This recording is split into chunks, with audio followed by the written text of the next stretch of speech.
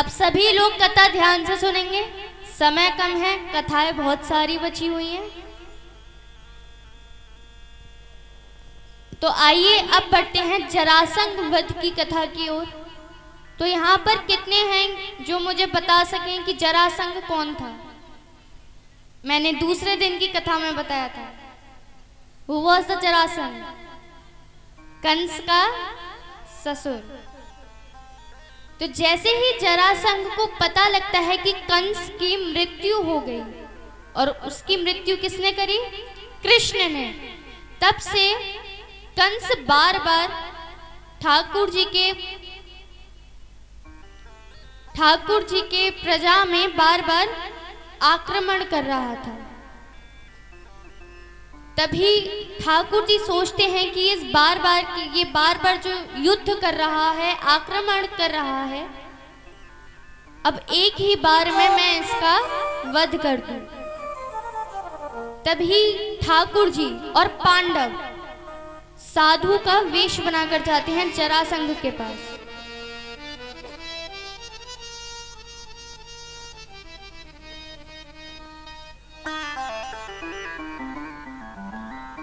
और साधु का वेश बनाकर जरासंध, अब देखिए जरासंध बहुत पापी था, परंतु उसके पाप का घड़ा भर नहीं रहा था, क्योंकि एक जगह वो पाप कर रहा है, दूसरी जगह दान। वो रोज दान करता, ब्राह्मण जो मांगते उस चीज का दान करता, इसलिए उसके पाप का घड़ा बढ़ नहीं रहा था। तभी ठाकुर जी साधु का वेश बनाकर जाते हैं पांडवों के साथ, और जरासंध से कहते हैं कि हमें दान में कुछ चाहिए। जरासंध कहता है कि बताइए क्या चाहिए। बता तो देंगे, परंतु उससे पहले हमें एक वचन दो कि हम जो मांगेंगे तुम दान में दे दोगे। जरासंध कहता है कि वचन तो मैं दे दूं, परंतु बताओ तो क्या चाहिए। अब जरासंध यहाँ पर अपनी बहुत प्रशंसा कर रहा है, बहुत प्रशंसा। अब अर्जुन जी सुनते जा रहे हैं। अब अर्जुन जी कहते हैं कि ज्यादा बोलने की जरूरत नहीं, जितना कहा है उतना करो। अब अर्जुन जी बोलते हैं, इसमें कोई गलती नहीं हुई, परंतु उन्होंने जो हाथ उठाया ऐसे करके इसमें गलती हो गई। देखिए ठाकुर जी ने 4 वर्ण बनाए हैं, 4 वर्ण, जात पात नहीं, 4 वर्ण। वो वर्ण कौन कौन से हैं? ब्राह्मण, क्षत्रिय, वैश्य और शूद्र।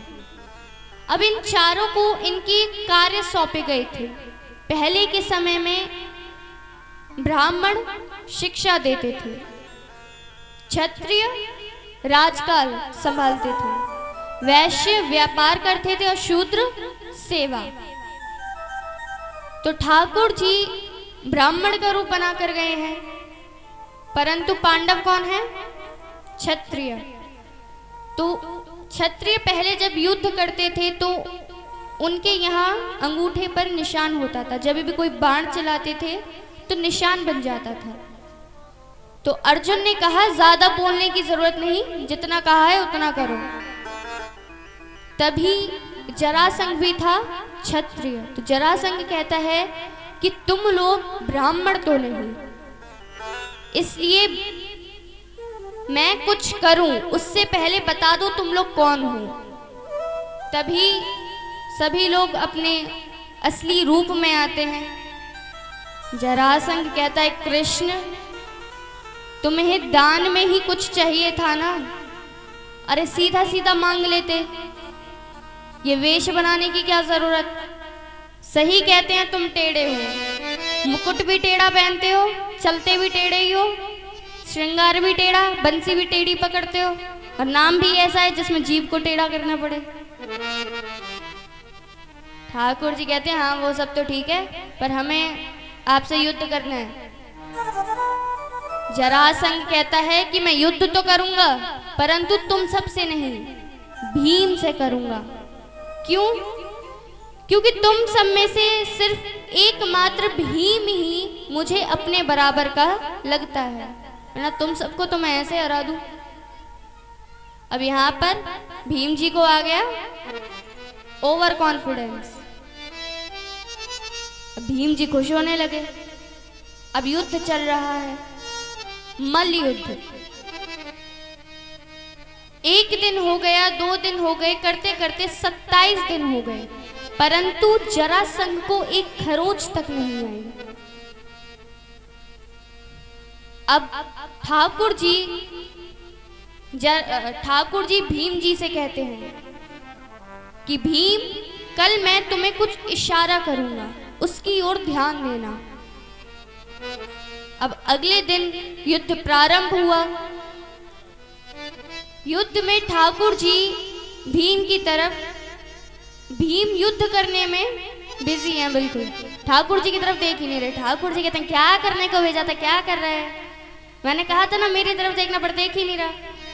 तब ठाकुर जी जोर जोर से आवाज दे रहे हैं। ठाकुर जी कहते हैं अहो भीम, अहो भीम। अहो भीम यानी क्या दाव खेला है भीम। अरे वाह, अरे वाह, क्या दाव खेल रहा है भीम। अब भीम जी कहते हैं ये दाव तो मैंने पहले भी खेले थे, ये कृष्ण कहना क्या चाहते हैं। ठाकुर जी की तरफ देखा, तब ठाकुर जी एक टहनी उठाते हैं, टहनी को बीच में से चीरते हैं। तभी भीम जी ने अपना सर इधर युद्ध करने में बिजी हो गए। अब देखिए जरासंध की मृत्यु क्यों नहीं हो रही थी, इसके पीछे एक कथा आती है। एक राजा थे, उनकी 2 पत्नियां थी, पर संतान नहीं हो रही थी, बहुत परेशान। एक बार एक संत आते हैं, संत को सारी घटना सुनाई तो संत उनको एक फल देते हैं, कहते हैं कि ये अपनी पत्नी को खिला देना। अब संत को ये नहीं पता था कि उनकी 2 पत्नियां हैं, तो जैसे ही फल दिया तो वो पत्नियां आधा काट कर खा लेती हैं दोनों। परिणाम स्वरूप जैसा कि मैंने कहा था, the action you have done the result will begin started to shows. तभी जो आधा फल काटा था, परिणाम स्वरूप दोनों के आधे आधे बच्चे होते हैं। राजा डर गए। राजा कहते हैं कि अगर प्रजा को पता लगा, प्रजा तो यही कहेगी ना कि राजा में कुछ दोष था, कुछ ऐसे कर्म करे होंगे जिसका दंड मिला है। तभी रात्रि में वो दोनों जो हिस्से थे बालकों के आधे, वो जंगल में फेंक देते हैं। अब जंगल में एक राक्षसनी थी जिसका नाम था जरा। वो उन दोनों हिस्सों को उठाती है और जी जी कर कर चिल्लाने लगे। जी यानी प्राण आ जाए, और वो दोनों हिस्से जुड़ जाते हैं। इसलिए जरासंध का जो ये बीच वाला हिस्सा था, ये बहुत कमजोर था। जब जरा नामक राक्षसनी ने उन दोनों हिस्सों को संग कर दिया, जोड़ दिया, इसलिए नाम क्या पड़ा? क्या पड़ा? जरासंध। इसलिए ठाकुर जी एक टहनी उठाते हैं, बीच में से चीरते हैं, और तब तक तो भीम ने अपना सर मोड़ लिया, युद्ध करने लग गए। अब भीम बीच में से, भीम जरासंध के दोनों पैरों को पकड़ते हैं और चीर कर फेंक दिया। जरासंध दोबारा जुड़ गए। ठाकुर जी कहते हैं कि पहले जो मैं कहूं, पहले पूरा देखो तो, जो मैं कह रहा हूं उसको देखो तो। तभी ठाकुर जी दोबारा टहनी उठाते हैं, बीच में से चीरी और विपरीत दिशाओं में फेंका। तभी भीम जी जरासंध के पैरों को दोबारा पकड़ते हैं, विपरीत दिशाओं में फेंक दिया। यहीं पर जरासंध का वध होता है। अब इस कथा से क्या सीखने को मिला? क्या सीखने को मिला? ठाकुर जी आपको हमेशा रास्ता दिखाते हैं, उस रास्ते पर आपको चलना भी पड़ेगा।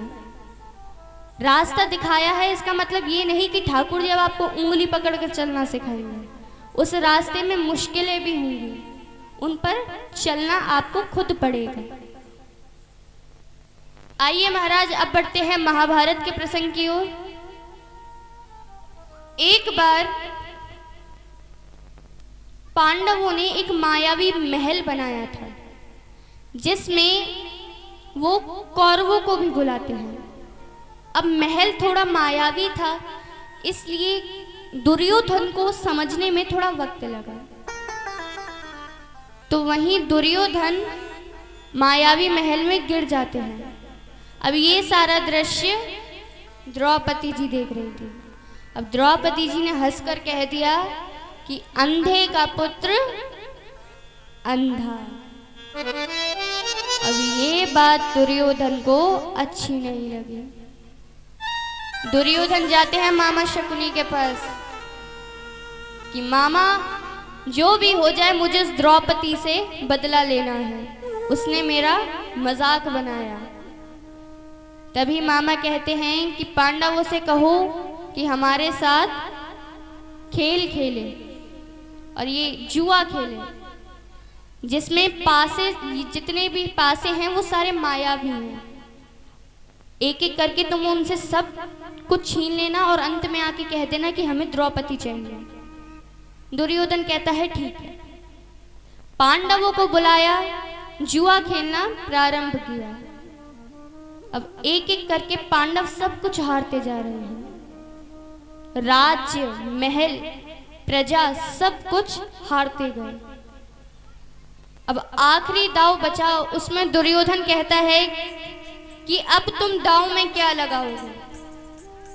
पांडव कहते हैं अब तो हमारे पास कुछ दांव में लगाने के लिए बचा ही नहीं, क्या दांव में लगाएं। तभी दुर्योधन कहता है ना, बचा है ना द्रौपदी। एक बार तो सब लोग क्रोध में कहने लगते हैं ये क्या कह रहे हो तुम, द्रौपदी क्या कोई दांव में लगाने वाली चीज है। फिर बाद में सब लोगों को शांत करके बिठा देते हैं, द्रौपदी जी को दांव में लगा दिया। अब यहां पर वो दांव भी पांडव हार गए। अब दुर्योधन दुशासन से कहता है कि जाओ द्रौपदी को उसके केश पकड़कर यहां सभा में लाओ। उस समय द्रौपदी जी अपना मासिक धर्म निभा रही थी। पहले के समय जब भी औरतें मासिक धर्म निभाती थी तो वस्त्र भी वैसे ही पुराने से अलग कक्ष में रहती थी। तो ऐसे ही माता द्रौपदी अपने अलग कक्ष में है, वैसे ही वस्त्र पहनी हुई है। दुशासन जाता है और द्रौपदी जी के केश पकड़कर ला रहा है। द्रौपदी जी कहती हैं कि मुझे छोड़ दो, देखो मैं इस अवस्था में नहीं कि वहां पर गुरु बैठे हुए हैं, वहां पर कितने बड़े बड़े राजा बैठे हुए हैं, मैं इस अवस्था में नहीं कि उनके सामने जा सकूं, कृपया कर कर मुझे छोड़ दो। तभी भी दुशासन ने एक बात ना सुनी और उनके केश पकड़कर बीच सभा में आकर रख दिया। अब वहां पर इतने महान महान योद्धा बैठे हुए थे पर किसी के भी मुख से एक शब्द ना निकला। जब नारी के सम्मान पर बात आती है तो नारी को कदम खुद ही उठाना पड़ता है। कोई दूसरा व्यक्ति, जब तक आप कहेंगे कि हाँ कोई दूसरा हमारी मदद करे, बहुत समय निकल जाएगा। जब भी अपने खुद के सम्मान पर बात आए तो खुद कदम उठाना चाहिए। अब यहां पर दुर्योधन कहता है दुशासन से कि द्रौपदी को निर्वस्त्र कर दो। पांडव कुछ नहीं कह पा रहे, पांडवों ने सर नीचे झुका लिया। अब द्रौपदी जी अपनी साड़ी मुख में उन्होंने दबा ली। द्रौपदी जी ने, जब तक आप खुद कोशिश नहीं करेंगे भगवान भी देखते हैं कि आप कितने कष्ट उठा रहे हो, भगवान भी आपकी परीक्षा लेते हैं। और जब आपके हाथ में से बात निकल जाए तब प्रभु साथ देते हैं। तो अब द्रौपदी जी रोकर ठाकुर जी को आवाज लगाते हैं और वहां पर ठाकुर जी द्वारिका में सामने भोजन रखा हुआ है और रो रहे हैं। माता रुक्मणी कहती हैं कि प्रभु आप रो क्यों रहे हो। ठाकुर जी कहते हैं कि आज मेरी बहन की इज्जत नीलाम हो रही है। अरे वो सबको बुला रही है पर एक बार मुझे पुकार ले। ठाकुर जी की नेत्रों में से अश्रु बह रहे हैं। ठाकुर जी कहते हैं अरे माधव तो बहुत दूर की बात, माँ कह दे तब तक तो मैं पहुंच भी जाऊं, धव कहने तक तो मैं पहुंच जाऊंगा, बस एक बार पुकारे तो। अब यहाँ पर माता द्रौपदी ठाकुर जी को आवाज लगाती है।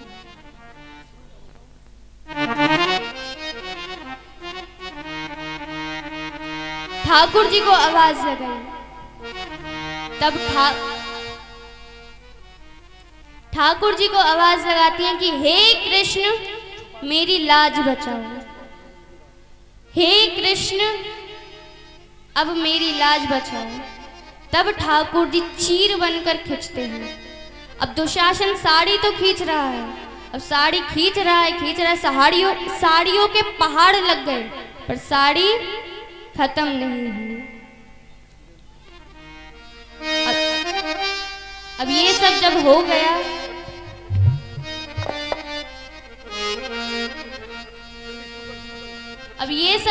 गया, तब सब लोग बड़े क्रोध में आ जाते हैं। पांडव कहते हैं, पांडवों में से भीम जी कहते हैं कि उस दुर्योधन को मैं छोड़ूंगा नहीं, दुर्योधन की छाती फाड़कर उसका लहू पीऊंगा। और उस दुशासन की हिम्मत कैसे हुई कि द्रौपदी की साड़ी को हाथ लगाया। बहुत खरी खोटी सुनाते हैं। अब यहाँ पर पांडवों को वनवास हो जाता है।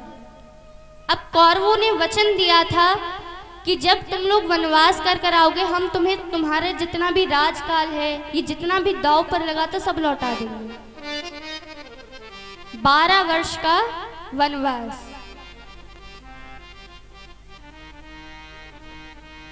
और 1 वर्ष अज्ञातवास।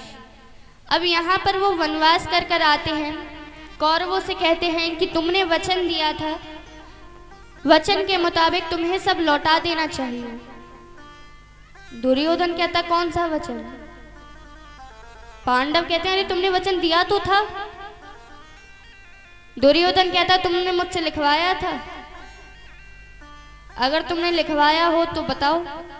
देखिए ये लिखने की बात तब से चलती आ रही है। हम कहते हैं ना कि हाँ इससे लिखवा लो, कहीं फिर ये मुंह मोड़ लिया तो ये लिखवाने की बात तब से चलती आ रही है।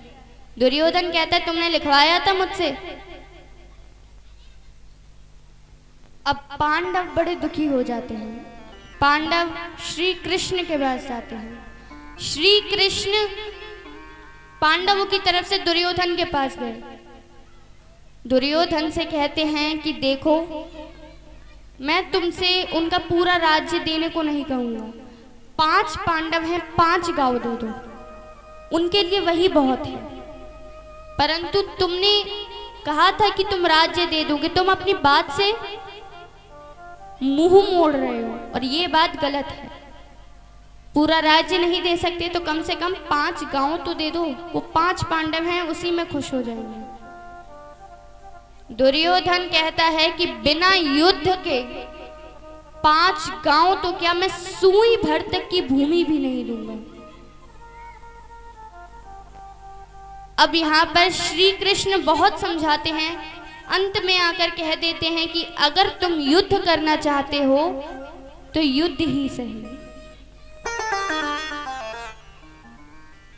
अब महाभारत का युद्ध होने ही वाला था, परंतु उसके लिए भूमि सोच रहे हैं, कौन सी भूमि में महाभारत का युद्ध कराया जाए। श्री कृष्ण ने अपने सेवकों को भेजा कि जाओ महाभारत के युद्ध के लिए कोई भूमि देख कर आओ। तभी एक सेवक बताता है ठाकुर जी को कि स्वामी मैंने एक जगह देखी जहां पर 2 भाई थे किसान, उसमें से दोनों भाई, बारिश का मौसम था तो दोनों भाई खेती कर रहे थे, उसी में से एक जगह पानी बह रहा था जिससे खेतों में पानी भर रहा था। तो एक भाई दूसरे भाई से कहता है कि जाओ और वो जहाँ पानी बह रहा है वहां पर कुछ रख दो जिससे खेतों में पानी ना आए। उसमें से जो भाई होता है वो कहता है क्यों, मैं क्यों करूं, मैं तुम्हारा नौकर हूं। बस इतने शब्द सुने कि वो जो भाई कह रहा था उसने उसी ही की मृत्यु करके उसकी लाश को वहां पानी पर डाल दिया, जिससे पानी रुक गया। ठाकुर जी कहते हैं कौन सी भूमि थी, कि उस भूमि का नाम था कुरुक्षेत्र। ठाकुर जी कहते हैं तो युद्ध वहीं पर होगा। क्यों? क्योंकि महाभारत के युद्ध में भाई भाई से लड़ रहा है। किसी में ममता के भाव जाग गए तो युद्ध तो नहीं हो पाएगा। और ये सिर्फ भाई भाई के बीच में युद्ध नहीं, ये सच्चाई और बुराई के बीच का युद्ध है। और ठाकुर जी हमेशा सच्चाई की तरफ ही खड़े होते हैं। महाभारत का युद्ध प्रारंभ हुआ, उसके बाद आप सभी को पता है कि कौरवों की हार और पांडवों की जीत हुई। अब यहाँ पर माता गांधारी को कौन कौन जानते हैं? माता गांधारी कौन थी? कौरवों की माता। युद्ध समाप्त हो गया। अब देखिए, मैंने जैसे कि कहा था, एक माँ का अगर बच्चा भी बीमार हो जाता है तो माँ की हालत क्या होती है। अब माता गांधारी के 100 पुत्र मारे गए, कितनी दुखी होंगी। अब जब ठाकुर जी सबको कुछ ना कुछ सबसे मिलकर जा रहे थे, माता गांधारी से भी मिलते हैं। अब माता गांधारी के पास आए तब माता गांधारी कहती हैं कि कृष्ण, तुम अगर चाहते तो ये युद्ध ना होता। तुम अगर चाहते तो आज मेरे पुत्र मेरे पास जीवित होते। तुम्हारी वजह से ये युद्ध हुआ है और तुम पांडवों के साथ थे, इसलिए आज मेरे पुत्रों की मृत्यु हो गई। अरे तुम क्या जानो एक माँ पर क्या बीत रही होगी जिसके 100 पुत्र मारे गए हो। इसलिए मैं तुम्हें श्राप देती हूँ, जिस प्रकार मेरे वंश की समाप्ति हुई है, इसी प्रकार तुम्हारे वंश की भी समाप्ति होगी। तुम अपना वंश खत्म होते हुए खुद देखोगे, तब तुम्हें उस पीड़ा का पता चलेगा। अब देखिए, यहाँ पर प्रैक्टिकल कर लेते हैं। आप लोगों से कहा जाए कि आपके वंश समाप्त हो जाएगा तो आप क्या करेंगे? कोई व्यक्ति आपसे कहे तो क्या करेंगे? गुस्से में चिल्लाने, अरे ये क्या कर रहे हो, वो लड़ाई झगड़ा एक साइड है, ये क्या बोल रहे हो तुम? पहले ये बताओ तुम बोल क्यों रहे हो? यही करोगे ना? ठाकुर जी नाचने लग जाते हैं। ठाकुर जी नाचने क्यों लगे? ठाकुर जी कहते हैं मैं इसी बात का तो इंतजार कर रहा था। अब देखिए, हमारे यहाँ अगर कोई भी मिनिस्टर के संपर्क में यदि कोई रिश्तेदार हो जाए तो कितना घमंड आ जाता है। विधायक, चाचा विधायक, कोई अगर गाड़ी पे भी डंडा, हमारे चाचा जी को नहीं जानते, विधायक हैं, अभी जेल में करवा देंगे, ये वो। तो जब विधायक के रिश्तेदारों में इतना घमंड आ जाता है तो वो तो परम पिता परमेश्वर के वंशज थे, उनमें कितना घमंड होगा। यदि कोई व्यक्ति बच्चों को डांटता और वहीं पर ठाकुर जी के वंशज होते तो अगर वो गलती करते तो उनको डांटते नहीं थे कि नहीं, श्री कृष्ण के वंशज हैं, छोड़ दो। और इस कारण उनके वंशज बहुत गलत कार्य कर रहे थे। तो ठाकुर जी सोच रहे थे कि ऐसा क्या करूं कि उनके वंशज की समाप्ति हो जाए। ठाकुर जी कहते हैं कि ठीक है, अपने आप ही खत्म हो जाएंगे, कुछ करना नहीं पड़ेगा। अब श्राप अपना असर दिखा रहा है। एक बार कुछ संत, बड़े बड़े संत, बहुत ज्ञानी सप्त ऋषि बैठे हुए थे, कुछ चर्चा कर रहे थे। अब वहीं पर ठाकुर जी के वंशज आ जाते हैं, मजाक करने लगते हैं। ठाकुर जी के वंशज आते हैं, उसमें से एक जो लड़का था वो स्त्री का वेश धारण कर लेता है, गर्भवती स्त्री, और दूसरा उसका पति बन जाता है। दोनों जाते हैं ऋषियों के पास, कहते हैं कि अरे बाबा, हमें बता सकते हो कि ये हमारी बहू के छोरा होगा कि छोरी? अब सप्त ऋषि थे, बहुत ज्ञानी थे, उन्हें पता था कि ये श्री कृष्ण के वंशज हैं और हमारे सामने ये नाटक कर रहे हैं। सप्त ऋषि कहते हैं कि हम तुम्हारे साथ बाद में खेल खेलेंगे, परंतु अभी हम कुछ चर्चा कर रहे हैं, हमें चर्चा करने दो। उसी के बाद वो एक लड़का बोलता है कि अरे बाबा जी तो ढोंगी हैं, कुछ नहीं जानते, और बहुत कुछ बोलने लगे।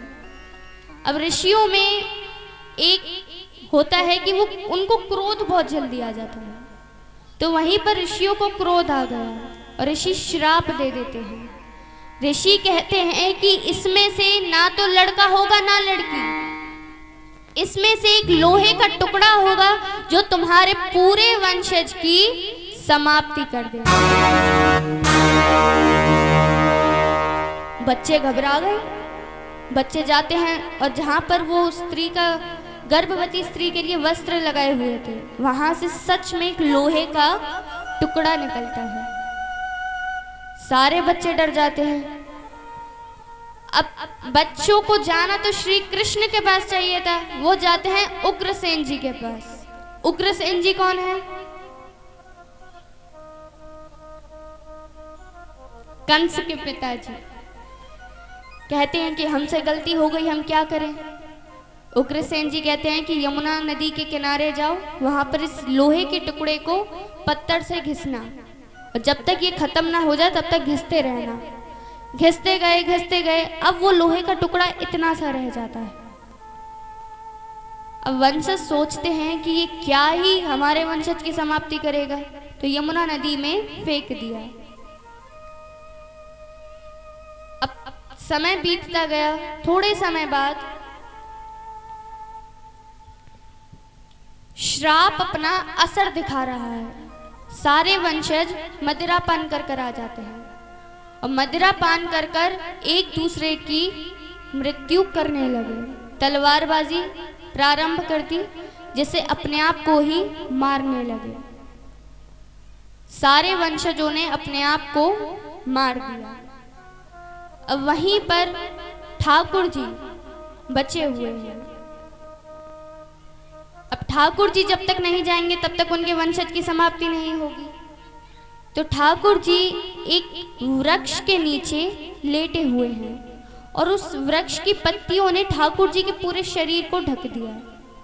ठाकुर जी जो लेटे हुए हैं चरण के ऊपर चरण रखकर, और सारी पत्तियों ने उनका शरीर ढक दिया। दूर से यदि कोई व्यक्ति देखे तो ऐसा लगे कोई हिरण सो रहा है और हिरण के ऊपर पत्तियां हैं। अब ठाकुर जी अपने पैरों की उंगलियों में एक मणि पहनते थे।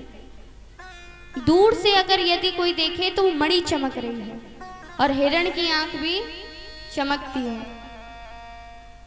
अब पास में से ही एक मछुआरा जा रहा था। उस मछुआरे, अब जो वो टुकड़ा था लोहे का, वो एक मछली ने खा लिया। मछुआरा उसी मछली को पकड़ता है, मछली को काटा तो उसमें से लोहे का टुकड़ा निकला, जिसको वो अपने बाण पर लगा लेता है।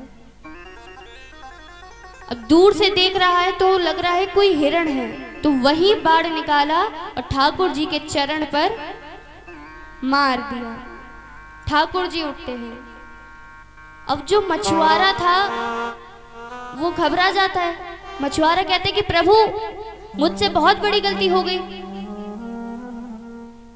ठाकुर जी कहते हैं कि तुमसे गलती नहीं हुई है, मैंने तुमसे खुद करवाया।